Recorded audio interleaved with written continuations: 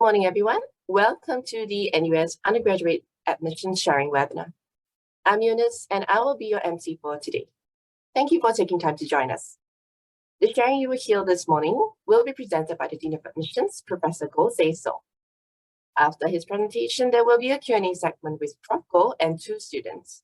If you have any questions, we greatly appreciate if you could please write them down in the Q&A tab below, and we will answer them towards the end of this webinar. Thank you for your patience. Professor Goh Song is the Dean of Admissions at National University of Singapore, NUS. A mathematician by training, he received his honours bachelor degree from the University of Oxford in 1988 and his master's and PhD degrees from the University of Michigan, Ann Arbor in 1990 and 1992, respectively. He joined NUS Department of Mathematics in 1994, and he is passionate about education and has received numerous teaching awards, including the University Outstanding Educator Award in 2009. His research interests focus on the theory and applications of wavelets, approximation theory, and harmonic analysis. He also participates in interdisciplinary research involving the practical use of mathematics. Without further ado, let us begin the session. Prof. Goh will share about the hallmarks of the NUS experience, important considerations when selecting your course of studies, global opportunities, as well as the process and timeline of admissions application. Prof. Goh, please. Thank you, Eunice. A very warm welcome to all of you. Welcome to the National University of Singapore. Welcome to the first day of our open house virtual platform for 2023. And welcome to the very first session of today's e-open house. And let me get my slides up first, and then we'll get going.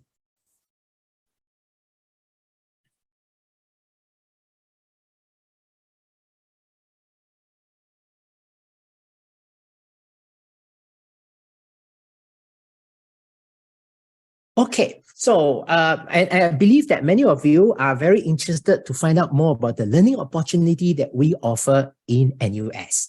So let me first begin by talking a little bit more about what happens to the university education nowadays. Now, for the past few years, it has been challenging, and there were complex situations that the world has not faced before. And inevitably, due to all these changes, there is a paradigm shift in university education. University education, unlike your parents' generation, is no longer just a paper qualification. It's no longer just an accumulation of knowledge. Instead, this is talking about an integration of disciplinary knowledge and future-ready skills. After all, for the complex problems of tomorrow, we need interdisciplinary kind of solutions. And because of this, university education nowadays emphasizes a lot on interdisciplinary learning opportunities. At the same time, we need our students to be adaptive to various ways of learning so that they can adapt accordingly to the future problems of tomorrow. And so we actually use nowadays innovative and varying pedagogies for the delivery of classes as well, including the hybrid of online and face-to-face learning. At the same time, we want our students to be global citizens, to be cognizant of the global issues as well. So we do provide global learning opportunities. Last but not least, at the end of the day, after the university education, you will join the workforce. So we want to prepare you for your career. And this is where we incorporate career preparation and internship opportunities into a university education. So what are the considerations of choosing a course of study nowadays? Now, to answer this question, let me ask you two questions back in return. What is your passion? What is your aptitude? These two attributes, passion and aptitude, are extremely important when it comes to choosing the course of study. Because if you're passionate about something, you will want to find out more, you'll be good at it. If you're good at it, most likely, you will be passionate about this as well. So these two things is going to help you in the long run. After all, your first job after graduation, most likely you'll be related to what you studied in the university. And that is where you need to get excited about the job that you're going to do. You need to be good at the job that you're going to do. So think carefully, what is your passion? What is your aptitude? Come into the course of study. We will facilitate you to acquire knowledge and 21st century skill sets. We will help you to integrate these together so that you'll be prepared for the future. So welcome to the NUS experience. And for those of you who are less familiar with NUS, let me just give you a run through of the facts and figures of our university. In terms of university rankings, in most university rankings, we are consistently ranked among the best in Asia and top 25 universities globally. We are a large university, a research-intensive, comprehensive university. Every year, we take in more than 7,000 undergraduate freshmen. And because of our size, we are able to offer a wide range of academic programs. We offer more than 60 bachelor's degree programs. We have very vibrant student life on campus. We have more than 200 clubs and societies and interest groups. At the same time, notwithstanding that Singapore is at one corner of the world, NUS is well connected to our more than 300 partner universities over 40 countries. And through this connection with our partner university, we are able to offer study abroad programs for you to learn at these other universities in different countries. At the same time, in terms of employability, NUS is consistently ranked among the top 10 universities for global employability. And more about the NUS story. NUS is Singapore's first and largest university. We have been around for a long time. This year, we are 117 years old, and we are Singapore's first and largest university. We have taught generations of architects, doctors, engineers, entrepreneurs, and so on and so forth. And our research changes life. And we are just getting started. If you ask me, what is the NUS education? Let me summarize this for you in terms of the 3 C's of the NUS education. Customizable, challenging, current. How you're going to make it work, that is entirely up to you. So the first thing you do is that if in choosing in your application to NUS, which you have 8 choices to choose from, choose your academic pathway. Choose an undergraduate degree programs that you are interested in. So what kind of undergraduate degree programs that we offer? We actually offer a wide variety. If you are interested in humanities and sciences, you can actually choose, apply to the humanities and sciences course, and you can choose one of the majors from the Faculty of Arts and Social Sciences or from the Faculty of Science. For students who are interested in humanities and sciences and interested in crossing discipline together to have an interdisciplinary learning experience right from the beginning, you can also choose one of the cross-disciplinary programs that we offer, like data science and economics, PPE, philosophy, politics, and economics. For students who are interested in design and engineering, after all, design and engineering are actually related. You can actually choose a major in design, architecture, industrial design, or you can choose one of the majors in engineering. You can apply for the common admission engineering course, and you can choose any of the majors after you got into the course, like, for example, biomedical engineering, chemical engineering, civil engineering, electrical engineering, and so on and so forth. We have a very strong business school as well, and they offer 3 different kinds of majors: accountancy, business administration, and real estate. Our School of Computing is extremely popular. There are 4 different undergraduate degree programs that our School of Computing offers: business analytics, computer science, information security, information systems. Being a research-intensive, comprehensive university, we also have professional schools like medicine, dentistry, law. We even have a music school. And for students who are passionate about contributing to the healthcare profession, you can embark on studies on either nursing or pharmacy as well. So choosing the academic pathway, that is the first step. And now let me take this opportunity to explain to you the hallmarks of NUS education. Now, in the first place, typically, apart from professional courses like medicine, dentistry, and law, and a couple of others, essentially, all the students in the university will be under what we call a modular system. A modular system means that you will take 40 modules or courses in a similar way, either 40 modules, or you can also call them courses during your 4 years of undergraduate education. So essentially 10 modules per year. And what do you do to these courses? Now, in the first place, the major requirements, the undergraduate degree that you're pursuing, major requirements essentially is 15 to 20 modules, depending on which area of studies you are embarking on. 15 to 20 modules. But in order to make sure that you have the intellectual foundation as for this major pursuit, we will provide common curriculum to you. And that usually takes up from 10 to 15 modules. So that is the space for common curriculum. Now, if you take a step backwards, and you don't have to be a mathematician to see this, that the numbers, they don't add up to 40 modules. What you have is 15 to 20 modules for major requirements, 10 to 15 modules for common curriculum. There is a balance. What is the balance? That balance is the third bucket, which we call the unrestricted electives. Typically, it runs from 10 to 12 modules. The unrestricted electives basket is the fun part.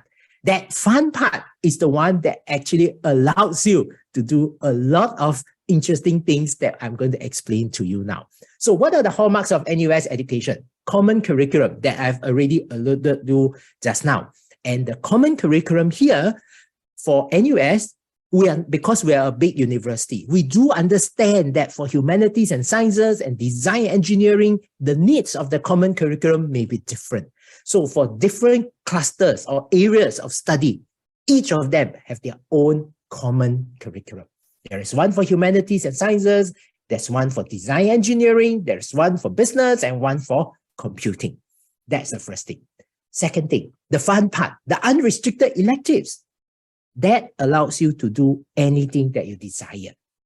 If you are very passionate about an area of study, you're very passionate about mathematics, then you want to use all your unrestricted elective space to study mathematics courses, mathematics modules. No problem. You can do that. We give you full flexibility. For students who wanted to actually enrich their study by something else, in the JC, you studied mathematics, you studied H2 econs, you love them. Can you do a second major in economics? No problem. You can do that. Or you just don't want to do a second major, but you want to do something a little bit more, like what we call a minor, half the intensity of the second major, is also possible. And so we give full flexibility to our students. And for some students who just want to explore various modules, various courses that you have not taken before, feel free to do so. We give flexible pathway. And because of the unrestricted electives component, we actually provide you to have a chance to have an interdisciplinary approach in learning. Either you pair disciplines together by yourself, or you can take some of our package one that I've just mentioned. At the same time, we do understand that studying in the university is to prepare you for the future. So we strongly encourage, and we also make it happen for you to have experiential learning through internship or other opportunities. And at the end of the day, this is very important to us. This is something that we hold dearly to our hearts, lifelong learning for our graduates. NUS commitment to its students is not just that 4 years of undergraduate education. We are looking at commitment to our students to support them in terms of learning, not just 4 years, but 20 years and beyond. We have a rich suite of, master degree program, graduate certificate for students to pursue. So let me just highlight some of the recent developments of NUS. One of the development that we are very excited about was something that we launched in 2021, the College of Humanities and Sciences. Now, we do acknowledge at that time that the interdisciplinary learning is very, very important. So we take actually two of our established faculties, well-established faculties, Faculty of Arts and Social Sciences and the Faculty of Science.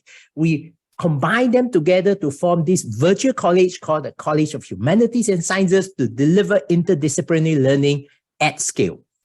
And because of the size of these two faculties, every year we take in more than 2,000 students in the College of Humanities and Sciences. And you can imagine the scale of impact. We deliberately curate the curriculum. There is an interdisciplinary approach that links up humanities and sciences as their common curriculum, and students are free to pursue any of those majors under Faculty of Arts and Social Sciences and the Faculty of Science. And you can imagine the unparalleled flexibility that we are giving our students now. And because of this, we realize the impact that we can generate, and as part of the educational reform of NUS. The subsequent year, in 2022, we actually launched the College of Design and Engineering. This time, we take in another two well-established schools, Faculty of Engineering and the School of Design and Environment. We merge them together to form the College of Design and Engineering. And this time round, for students who are interested in design and engineering, we give them greater choice, greater breadth, greater flexibility for a student-centric curriculum structure. And once again, there is a distinctive common curriculum, especially for design and engineering. There is a space for you to do unrestricted elective, and you can go beyond ordinary learning pathways. For example, if you're a student in mechanical engineering and you wanted to enhance your mechanical engineering knowledge with more foundational knowledge in physics, you can cross over to the College of Humanities and Sciences to do a second major or minor in physics. No problem. It doesn't have to be restricted to just that college that you enrolled yourself into. At the same time, if you're interested in any of these engineering majors, just apply for the engineering course. And this is again a change from earlier years. You don't have to be restricted to biomedical engineering or electrical engineering. You just get into the course and you can choose any of the majors under that engineering course. No further selection. We'll honor that. And 2022, we also launched NUS College. This is NUS first undergraduate honors college that enables you to enhance your chosen major. What does this do? What is this concept of undergraduate honors college? Essentially, all students will still do a major in those courses that I've just mentioned. Could it be humanities and sciences? Could be engineering major, could be computing major, could be a business major. And instead of doing entirely the common curriculum on those majors, you may replace some of them, if not most of them, by the distinctive, innovative curriculum of NUS College to give you a much more enhanced, broad-based interdisciplinary curriculum and more than 50 majors in the university that you can actually pair it up with NUS College. And not only that, our innovative curriculum actually has two distinctive features, global pathways, that we even incorporated global learning opportunities, student exchange programs into the modules you take in NUS College. At the same time, this combines living and learning together with students. So you actually stay on campus for at least 2 years at NUS College. And just now I mentioned very briefly about double major, minor. So let me now put it in more concrete terms. There are opportunities for you to go beyond a single degree. Now, the question to ask is, what is a minor? What is a second major? So let me now explain. Just now at the beginning, I did mention that out of 40 modules, the major requirements, which I mean the primary major requirements, we are looking at 15 to 20 modules. Second major is a subject that you take to enhance your study. What is the workload commitment? 10 modules. Primary major, 15 to 20 modules. Second major, 10 modules. Minor, half of the second major, 5 modules. So it actually gives you very strong flexibility that how you want to pair things together. Do you want to study a lot more or a lot less in a second discipline? It is possible for you to do a second major or minor. We can offer you upfront at the point of admission, package everything nicely together, or you can come in as a minor first, and then you can try to upgrade this to a second major. On the other hand, it could be the other way around, that you actually embark on a second major when you come in, and then later on you discover that you want to use your curriculum space to do other things, 2 minors or 1 minor plus a few other modules, either in your major or in something else. That is also possible. Some students say, how about I do 2 primary major? 2 primary major, 15 to 20 modules for each of them. Is that possible? Yes, this is possible. And you will get a double degree.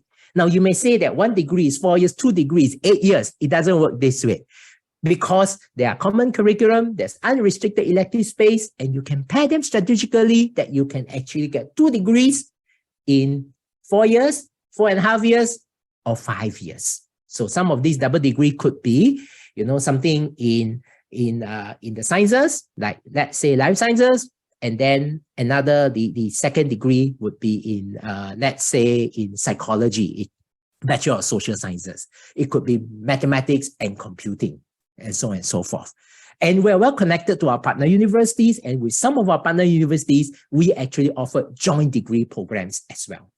And then what you graduate is a degree issued by both NUS and our partner universities.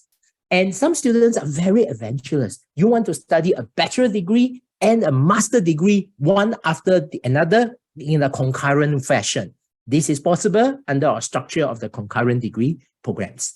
And we want to support you. We want to let you learn the way that you want to. We do understand that the jump from JC or high school to university can be very challenging. So we have implemented what we call the grade-free first year. This is for you to get used to university life, especially among the boys. If you're serving national service, you have not been studying for 2 years or 2.5 years. So as a result, you may actually find that this will be very, very useful.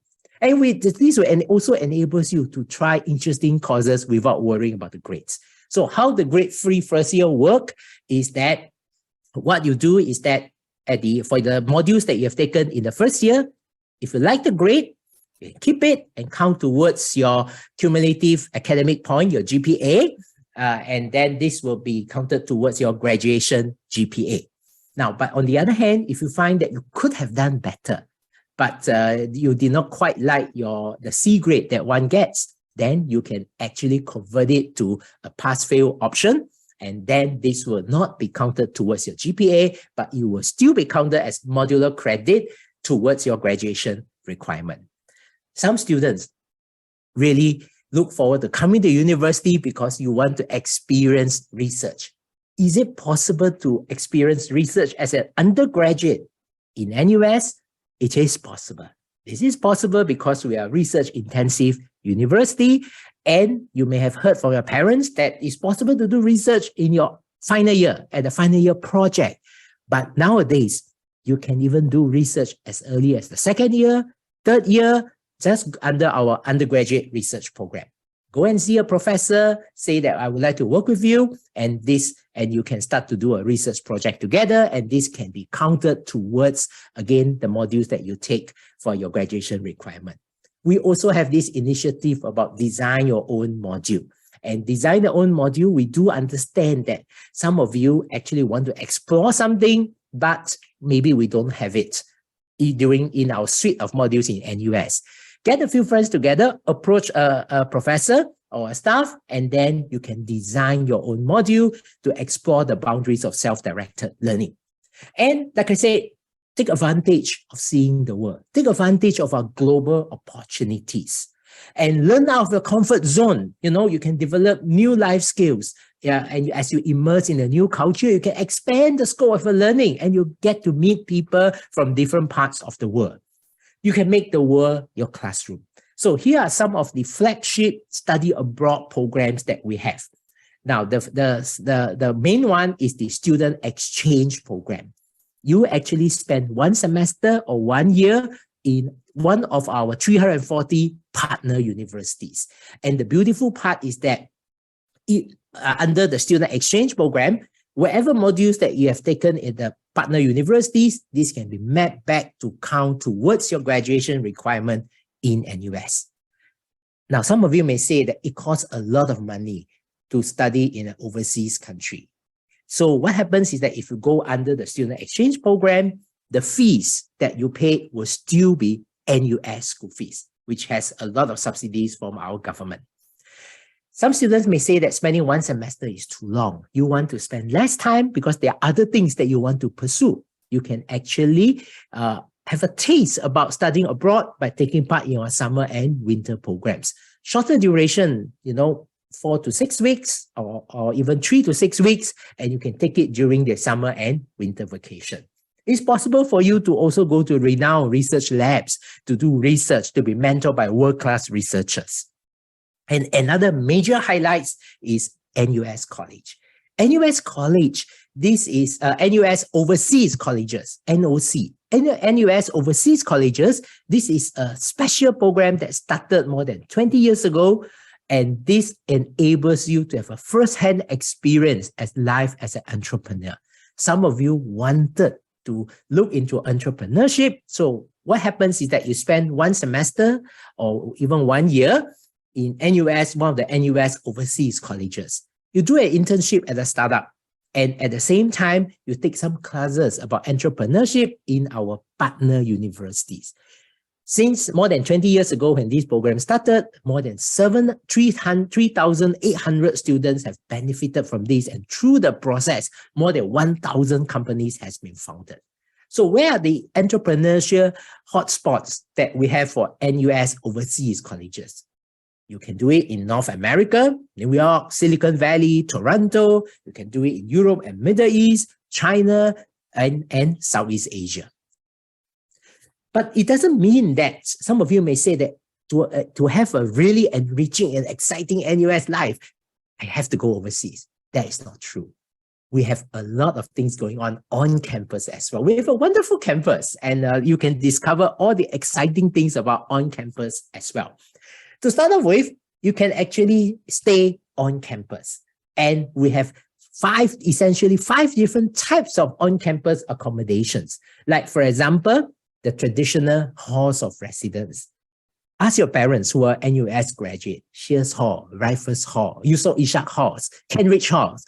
Probably they will remember all these names. These are the what we call the halls of residence, that each of their halls of residence, you get a place to stay, and each of them has a wide suite of activities, community, cultural, sporting activities. Then about 10 plus years ago, we started to have what we call residential colleges. These are newer introduction on campus accommodation that you get to live and you get to learn together with peers and professors from faculties across the campus. You have a place to stay. You have a lot of interesting and vibrant activities. Plus, you take actually 5 modules that it can be counted towards your common curriculum of your major. So this is the second type, residential colleges. The third type is what we call NUS College, which we started. Effectively, they are still staying in residential colleges and a place to stay, lots of activities, but the curriculum part is a lot more intense. You take a total of 14 modules when you stay in NUS College. And for some students who prefer to have less activities, but nevertheless still have some activities and a place to stay, you can look at the student residences. There's a nice community of international students. You can engage in cultural exchange and community building with friends from different parts of the world. And the latest addition is what we call houses. This is a new concept that actually is about co-creation, peer mentorship, and strongly focusing on well-being. And which is the type that you desire, this is entirely up to you. And you, on campus, I'm pretty sure you will be able to find like-minded peers who will challenge you, cheer you on, and make your NUS experience unforgettable in areas like music, arts, culture, sports, special interest group, and community service.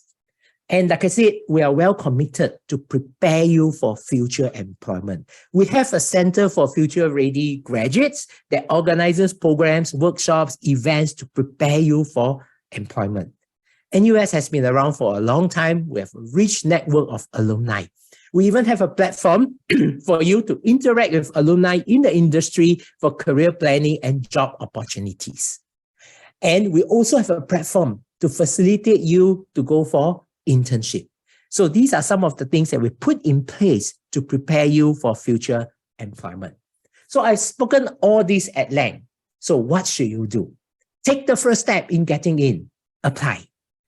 And what should you do when you want to apply to the university? The first thing is that go to the web page of the Office of Admissions, click the Apply to NUS, and look for the qualifications that you are presenting. For example, you are presenting the Singapore-Cambridge GCE A Level.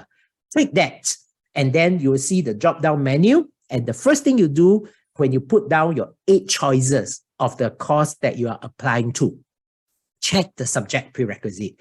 Make sure that you satisfy the subject prerequisite. No doubt that there are many courses nowadays that we try to waive the subject prerequisite so that we have provide more opportunities for students. But nevertheless, do look out for those subject prerequisites to make sure that you have the necessary background to actually embark on the study. Like a course like Humanities and Sciences. Nowadays, there's hardly any subject prerequisite, but then some of you may say that I wanted to study life sciences, but I don't have H2 biology. What should you do? Not to worry, we do have bridging modules that enables you to bridge the knowledge of H2 biology, chemistry, mathematics, and physics, so that we will actually open up and provide more opportunity for students. But nevertheless, certain courses, like let's say you want to study engineering, you need H2 mathematics. So look out for the subject prerequisite. And then after that, for those of you presenting the Singapore A-level qualifications, take note that admission is based on a holistic approach that includes academic merit, meeting subject prerequisite, and also taking into account your interest and aptitude.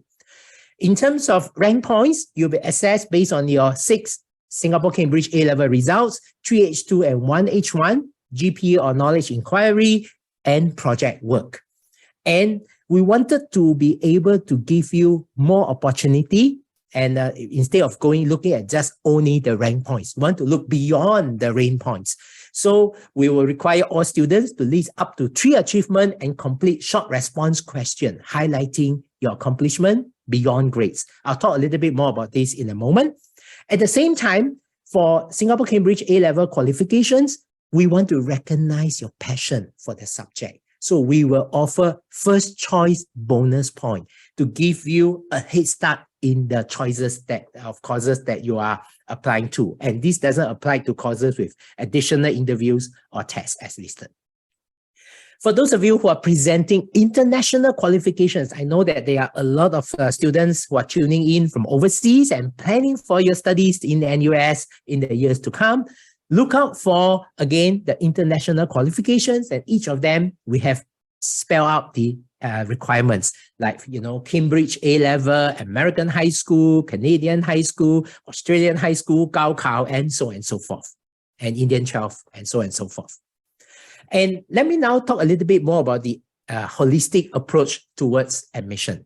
Now, like I said, we want to actually broaden our selection criteria beyond grades. So under the achievement section, you are required to list up to 3 achievements or CCA or non-academic activities, and to make sure to show that what you have already achieved over the years.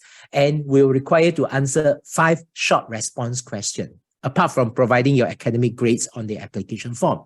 So what kind of short response question? Now, this is something new that we introduced this year. Now, this short response question is not meant to test your English writing or things like that. This is an opportunity for you to showcase your aptitude, passion, and interest. Look at the questions and the number of questions, each of them, you only require, there's a character limit of 550 or 1,100 characters, which essentially a few sentences.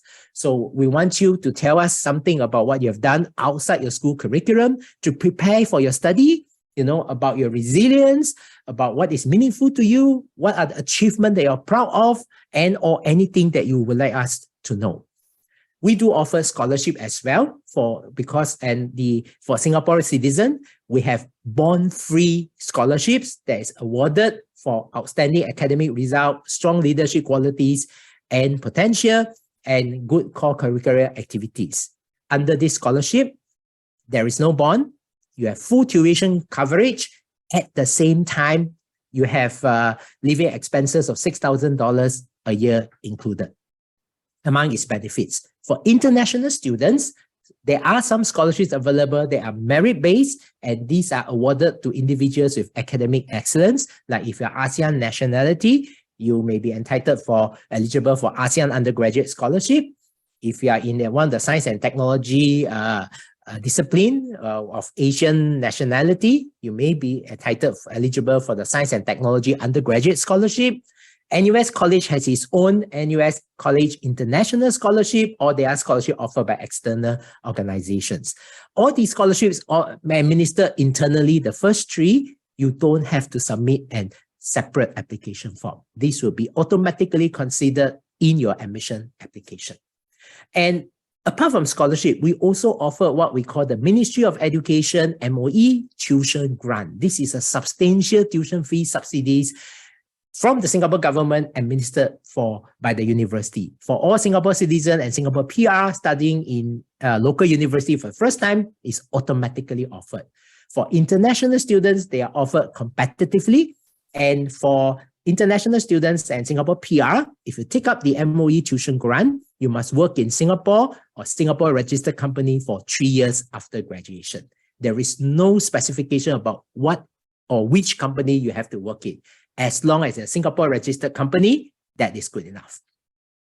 And we have a rich suite of financial support that we provide our students. Our admission policy is actually merit-based and needs-blind.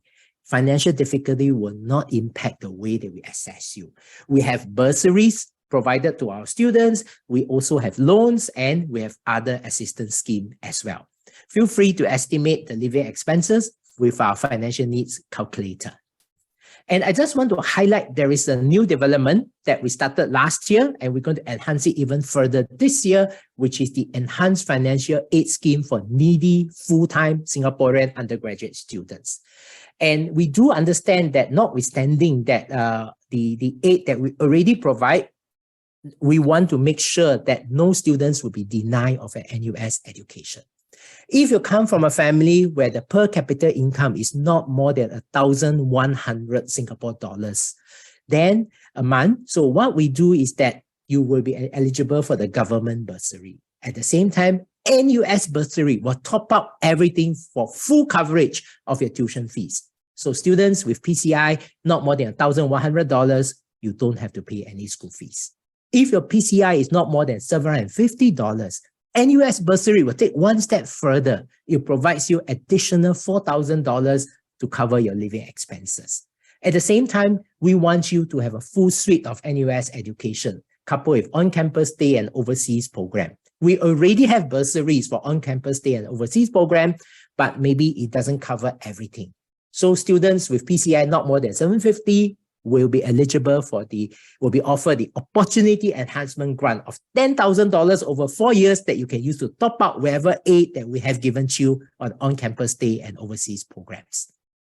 And just to have a snapshot about the tuition fees, now, for example, if you're interested in, let's say, computing, the tuition fee for computing, if there's no subsidies, full fees is 38,000 Singapore dollars. Singapore citizen pay $8,250. And then if you take the MOE tuition grant for international students, it's less than half of what you used to pay for their $38,000.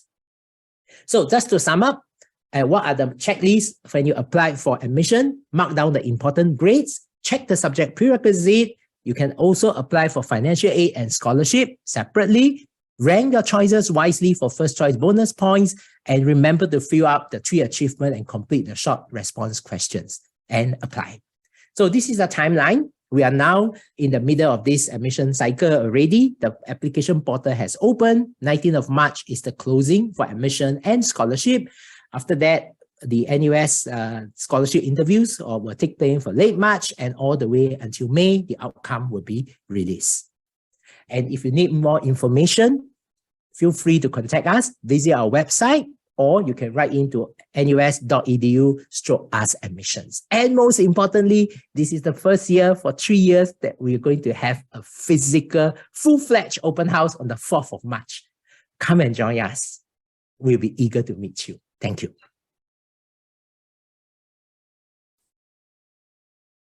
Thank you, Prof. Goh, for your sharing. We will now move on to the Q&A segment, and we have especially invited 2 NUS students, Ruan and Wilson, to share with us today. Ruan is a third-year student majoring in psychology from the Faculty of Arts and Social Sciences in the College of Humanities and Sciences. A former resident at Residential College 4, he also has participated in numerous commitments at NUS, such as NUS Psychology Society, and is an active student ambassador. Over the past year, Ruan completed her 6 months NUS Overseas Colleges stint in Israel with Bytes, a HR tech startup based in Tel Aviv. As a product management intern, she was tasked to engage in user research to elevate Bytes' product features. Following which, Ruan embarked on a semester-long student exchange program at Concordia University in Canada, Montreal. With the numerous opportunities she has been presented with in the past 3 years, Ruan believes that the flexible and holistic education at NUS has enabled her to soar to greater heights that she never knew possible. Wilson is a third-year medical student from the NUS Yong School of Medicine. He is also a recipient of the NUS Sports Scholarship, and Wilson is currently doing his clinical attachment in the Internal Medicine Department at Tan Tock Seng Hospital. At school, he is the captain of the varsity volleyball team, a resident at Kenridge Hall, and also an active student ambassador. He was recently involved in the Sports Summit Camp for CCA leaders. Outside of NUS, Wilson is part of the national volleyball team and competed in the ASEAN University Games held at Thailand, representing both NUS and Singapore. Apart from school and sporting activities, Wilson is very passionate about exercise, personal finance, and nature. I'll hand the time over to Prof. Goh, who will be moderating the Q&A segment with Ruan and Wilson. Prof. Goh, please. Thank you. And I noticed that you have submitted a lot of questions, and we have 2 very nice students here and to share some experiences with you. So maybe I will let Ruan and Wilson to both say hello to you first and say a few words, and before we get going with some of the Q&A. Ruan, please. All right, sure. Thank you, Prof. Good morning to everyone. I'm Ruan. I'm a year 3 psychology major at the College of Humanities and Sciences in FASS, like Faculty of Arts and Social Sciences.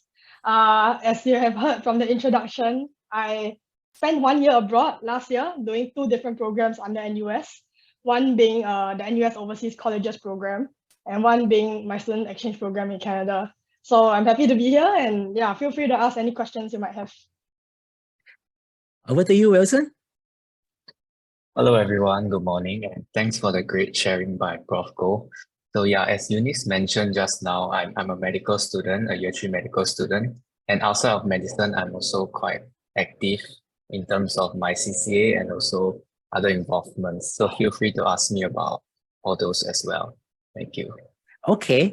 So maybe let's get started, because I know that there's a lot of exciting program for the rest of today. So some of you may want to go for other programs. So the first thing is that if you look at what I mentioned about on-campus accommodation that I actually spoke about, and there are several different types. And very nicely, Ruan stayed in one of the residential colleges, whereas Wilson actually stayed in one of the traditional so-called halls of residence. So I'll let both of them share with you what is the difference? So maybe Ruan, you can talk more about the academic component at your residential college, and then Wilson can talk more about the exciting activities, which he is very, very active in the halls of residence. So Ruan and Wilson.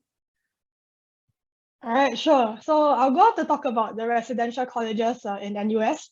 So basically I think it's always a source of confusion, like when people ask me, oh, what's the difference between halls and residential colleges and all the residential options that NUS has. So I'll talk in depth about what RC is. So RC, it basically combines the best of academics and also living with friends. And so you have professors that are residential fellows that stay with you. You have these friends that you go to classes with. And the classes that you take in a residential college would go on to replace like the general education requirements in your degree. So for me personally, I've had a lot of fun taking on modules at RC4, which was the RC I was from. I've done like really fun stuff like, cycling at East Coast Park to experience what it's like to learn about leadership in, at the Fringe. That's the module title, where we learn about like communities and how community leadership plays out. And I've also had very engaging conversations with my friends, not just in class, but also like outside of class where friends of the same major would kind of discuss like things together, we'll play together in interest groups that we have in RC. And yeah, it just provides a very holistic student life that I've had over the past 2 years at RC4. So yeah, if you're looking for a more like holistic approach where academics and a bit of a living aspect, then yeah, RC might just be the thing for you. I'll pass on to Wilson. Yeah, so this is like what I always say, you learn, you live, and you grow together with your friends. I think that is the model that RC4 has. And Wilson, how about the traditional halls of residence, and definitely the traditional halls of residence, we have many generations of Singaporeans who have already stayed there, So tell us more about that. Hi, yes. So I'm from Kent Ridge Hall. So unlike colleges, we do not focus so much on acads. We do not have mods that we have to take together. So what Hall focuses on is more on the non-academic stuff. So we have sports, like all the normal sports. You have volleyball, football, basketball. We have culture. So culture have components like music. We have our band. We also have our it's called Rockers, our band. Then we also have our dance. And within these cultures, we have culture nights where they come together and perform. We also have inter-hall kind of performances and competitions. Then we also have the third component, which are committees. So we have volunteer clubs, we have environment clubs as such. And lastly, we also have a media component where we have photography clubs, video production teams, and also the video production team specifically to support our dance. Yeah, so you can see that it's very vibrant and not so much academically focused. And within all this, we have competitions, we have a lot of interactions among halls, such as the inter-hall games. Yeah. Thank you. Thank you for the sharing, Wilson. You can actually see that actually university life, a comprehensive NUS experience, is not just studying about the academic programs. Now, I spoke at length about academic programs. I deliberately leave it to our two student speakers to tell you more about the hall life, because I think this is another important component of a balanced and holistic NUS experience. Now, another aspect that I begin for today's webinar, I talk about the world is complex. We need to talk about experiential learning, because we need you to connect the dots of what you have learned in the classroom into a real world situation. Now, Ruan has a very interesting experience as a psychology student working in NUS Overseas College in a tech startup. So, Ruan, maybe you can share with us how you actually connect the dots and what brought you to NUS College, NUS Overseas Colleges.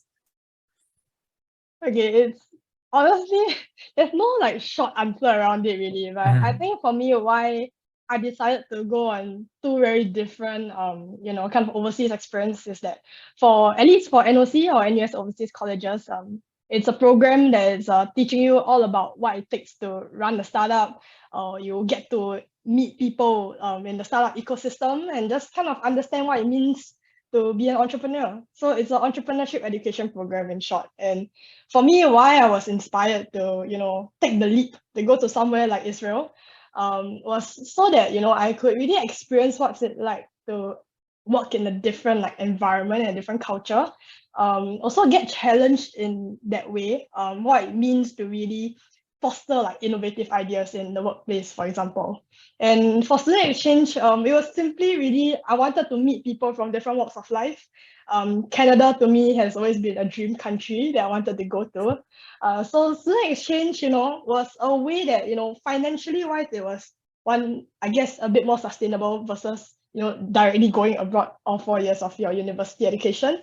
At the same time also, it just provided a right time frame where I could study and then also focus on meeting friends, new people and international friends that I have. And I still keep in touch with them till today. So I feel that, with the psychology, my psychology major is one thing, but it's also how we apply the knowledge that we learn in class and also find ways that we could, continue on this interdisciplinary education that NUS has to offer. Yeah.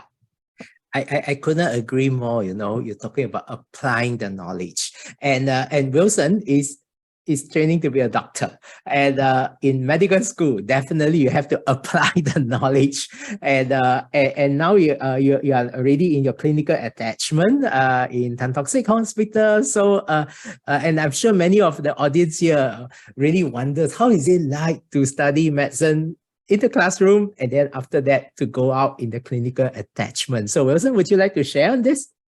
Okay, sure. Yeah. So for our NUS medicine, our structure is for the first 2 years, we are mostly in the classrooms having lectures and theory lessons. Then from year 3 to 5, we will be mostly based in the hospitals, going through all the different rotations. So this way we build up our foundation first in the first 2 years. Then when we go into the hospital, we can apply. So Prof asked about application. Yeah, so this is my first year in the hospitals and it's really very overwhelming. We have to learn a lot of things, not just the technical knowledge and theoretical knowledge. We also have to learn a lot of soft skills like how to be professional with patients, how to empathize with patients. Yeah. That's great, yeah. And another thing is that for many students, the jump from JC, from high school to university is a big jump in terms of academics. And at the same time, there are many interesting things that you want to do to have a comprehensive NUS experience. And looking at the things that both Ruan and Wilson have done, I think they are super in time management. Maybe let's hear from Ruan first about how did she manage to juggle SCP and NOC, the NUS Overseas College, and all her other commitment, including being our student ambassador. And yet with all this, how do you make it happen, Ruan? I think the short and simple answer is honestly passion, one, and also just support. I think that's the second one. So when I talk about passion is, if this, the programs that I do, they mean a lot to me. I'm someone that I really chase for things that, are of interest, and if it really means something significant, you will try to divide your time, even though time is finite resource, right? But you try to allocate accordingly based on the priority and how urgent it is.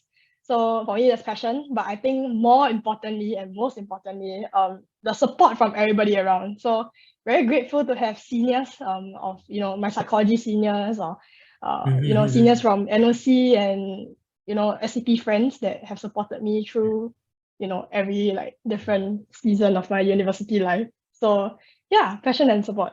That's the best equation to having good time management, I would say. Yeah. That's wonderful. Passion and support. Yes, we are all part of the NUS family. And for Wilson, medicine is a super demanding course of study, and you are still doing competitive sports. How do you do it? Your resilience, your determination, that is really amazing. Tell us more about that. Sure. So Ruan mentioned about passion and support, which I completely agree. It's very, very important to have. support systems from your friends and your families around. You also mentioned about the guidance from seniors. So actually, that is also very important. I do have a lot of guidance from my medicine seniors as well as my GCA seniors. So I'll just quickly touch on things that Ruan did not say lah. So realistically, if you want to juggle a lot of things, you must understand that you do have to sacrifice some stuff lah. This can be things like hanging out with your friends, or if even as extreme as maybe time for yourself. So you must understand that. So to deal with that, you have to always prioritize and also be wary and juggle all your commitments. So I would suggest maybe set a time horizon for the things you want to achieve. So for me, volleyball, I know that it's not sustainable to continue to play competitively and also have my medical career at the same time. So I do have to adjust accordingly lah, and basically make it sustainable. Yeah.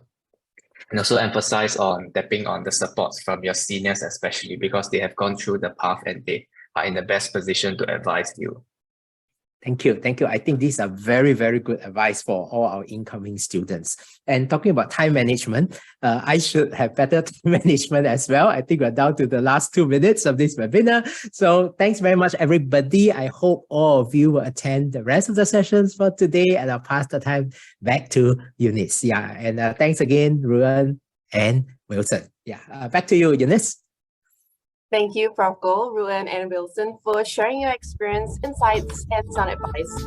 I hope I've managed to answer your questions and clarify your doubts. With that, we've come to the end of this session. Thank you so much for joining us. We hope that this webinar has been helpful. If you have any further questions, please send them through our Ask Questions website, which can be found in the chat box shortly.